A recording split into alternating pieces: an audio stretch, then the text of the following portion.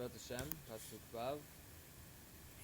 So here we have also some pretext, and it says, Al tiruni.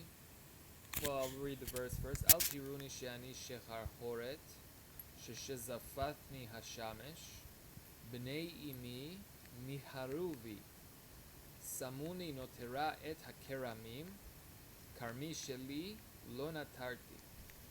So we'll see what all of these words mean.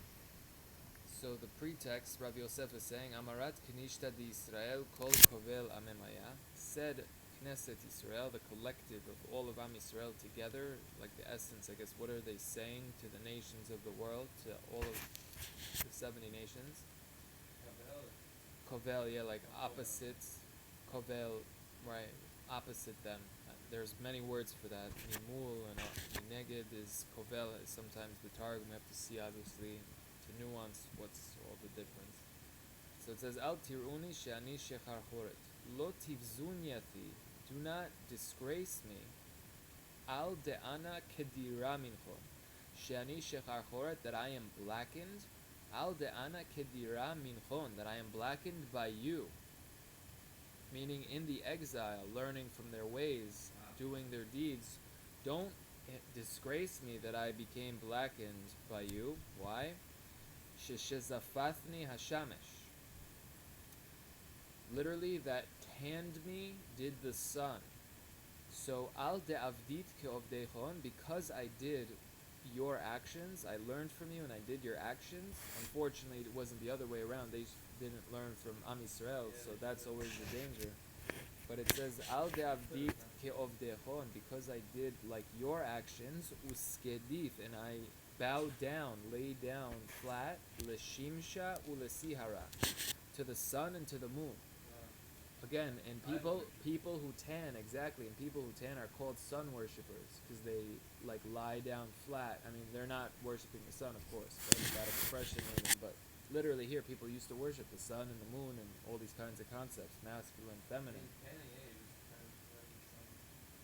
Right, laying flat specifically, right. So they're saying, don't, embarrass me, disgrace me because I learned from these actions, unfortunately, I guess, because they're easier, they're more available, if you don't watch yourself so carefully, you could lose it in 3 seconds, how careful you have to be in this world, to not be, right, so, and that's why tan, right, so that I was tanned by the sun, worshipping the sun, that people literally can get tanned by the sun and everything like that. So they're saying, B'nei imi, the children of my mother. And what does this mean, the children of my mother specifically? It says, the Nevi'e Shikra, prophets of lies and evil, Nicharubi. Inun garmu le'istakfa tokef rugza da Hashem alai. They're the ones that increased the anger of God upon me. False prophets, Nevi'e Shikra. And specifically under Bnei Imi, the children of my mother, and this is a reference to Yeshu, because Rabbi Akiva says that in the Torah where it says, Ki yasitcha achicha ben imecha, when will beseech you your brother from your mother, meaning he was born of a Jewish mother and a Roman father.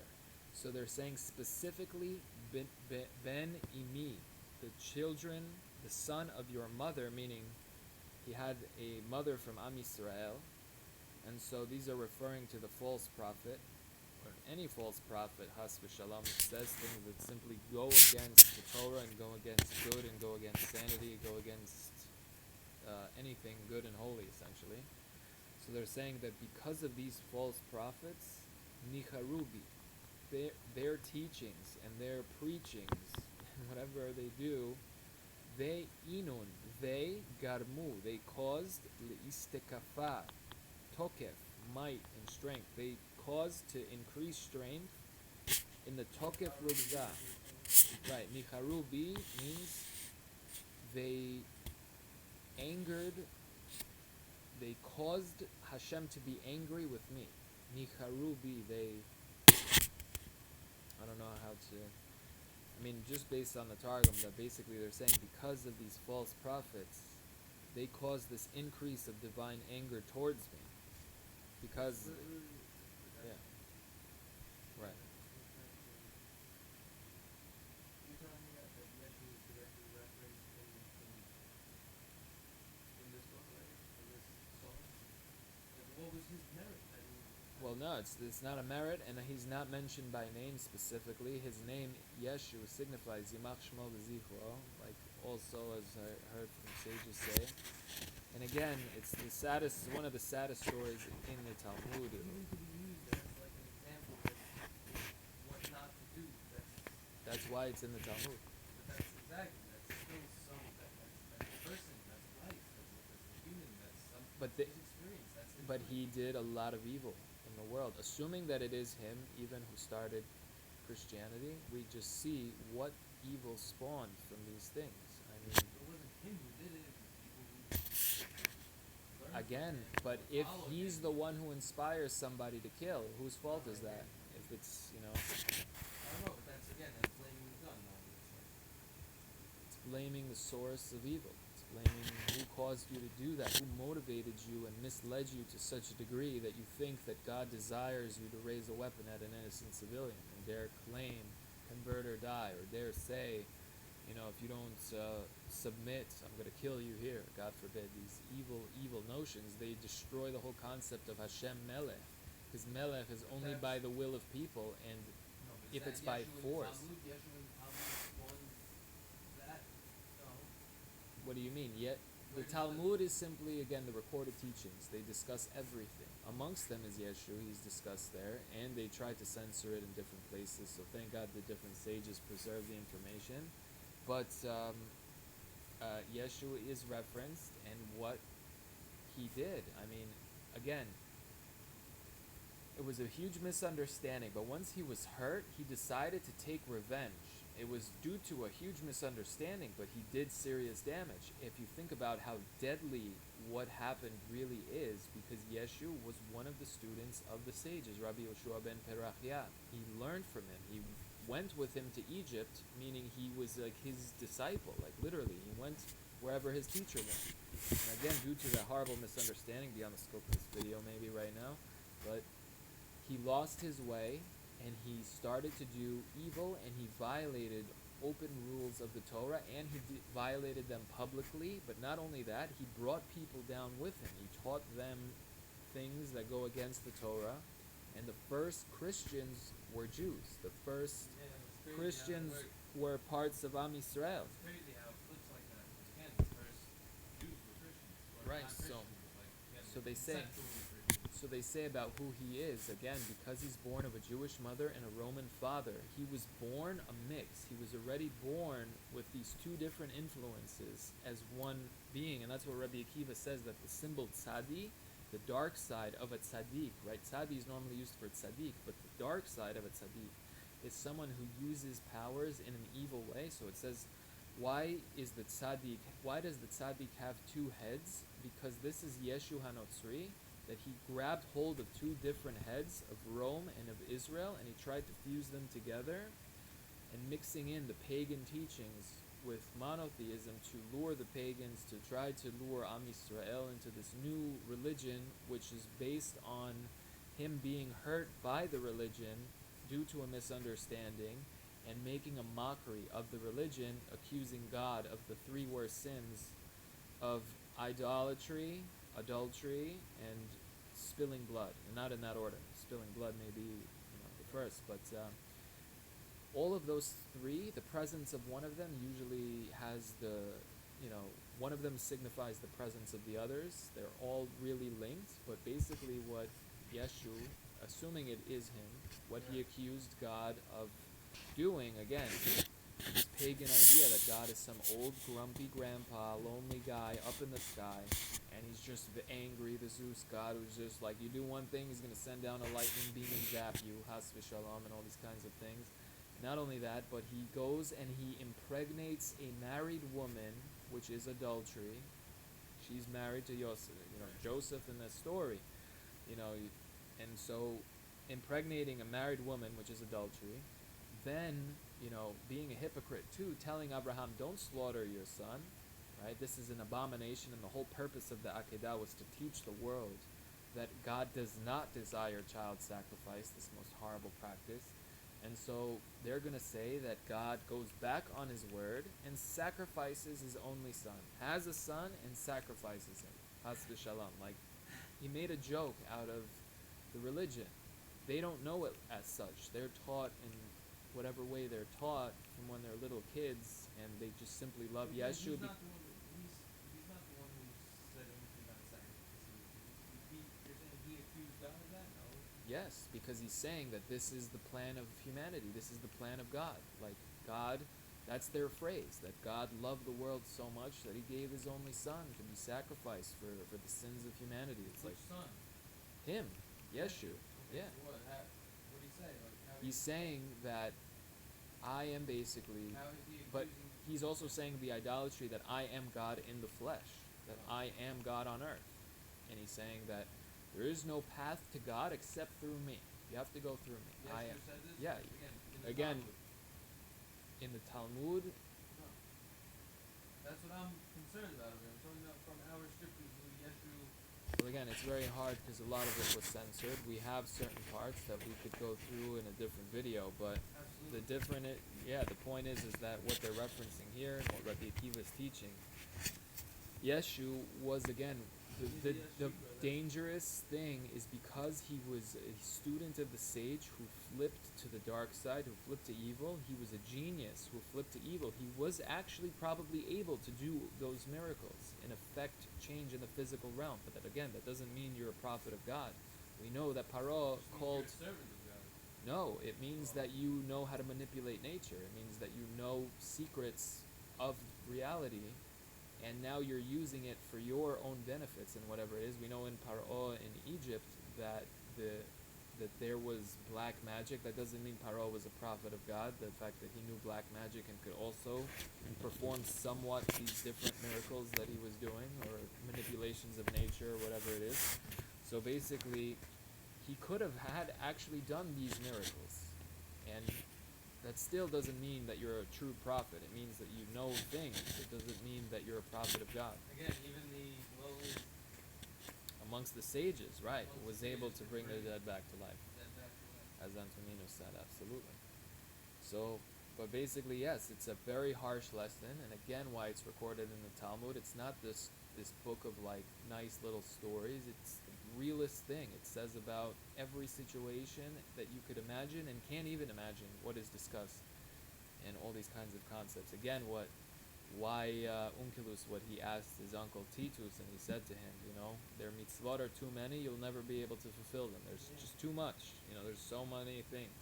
Again, being pushed away, as they do to the converts, to just make sure that you don't have a cipher-like situation when you're unplugged from the matrix and you now regret your decision. It's a little bit too late for that. Like, you want to know, you want to, again, be on your level. Yeah. Character, right? Exactly, that guy was flipping out. Over the years, again, you want to make sure that it's the right choice for you. Essentially go back to sleep. That's the whole thing. Exactly, once you're awakened. Yeah, exactly, very well said. So basically, they're saying, unfortunately, again, B'nai Imi, my own children, my brothers from my mother who misled me. What? Pray for more truth. Amen, yeah, B'ezrat Hashem.